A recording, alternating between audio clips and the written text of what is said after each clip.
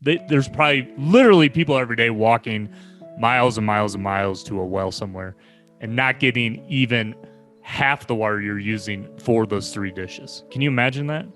I mean, it's hard to sometimes have that always in constant thought, but the more you can, the more like, holy cow, that attitude of gratitude can really put our life into a positive motion. And so for you, how important is the idea of gratitude with where you've come into your life up until this point, especially between, your younger years and where you are now? Like, is that something that's a constant way of incorporating your day to day? So I started incorporating gratitude into my practice probably about 4 years ago. It's something that I had studied, but to actually put it into a daily practice, it took me a bit of time. And I would tell, if anyone asked me, what's the quickest fix for me to be happier tomorrow or today, I would tell them to start with gratitude. Because if we take the definition of happiness as life satisfaction, then if we want to be satisfied with our lives, we have to appreciate and be grateful for everything that we have.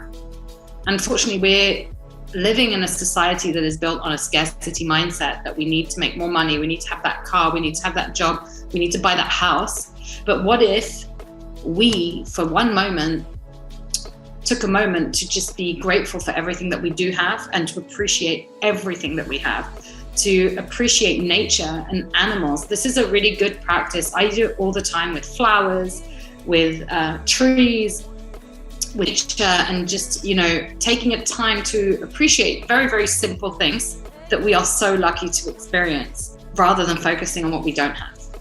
Luckily, I have a little doggy. She's so beautiful that I look at her. I mean, I think my wife gets jealous, but just looking at that face and those eyes every day, everything dissipates, right? The more, like you're saying, the more you can just be aware of the beauty there's honestly, I think there's more beauty around us than people really realize. It just to soak it in each and every day and remind yourself it's right there in front of you.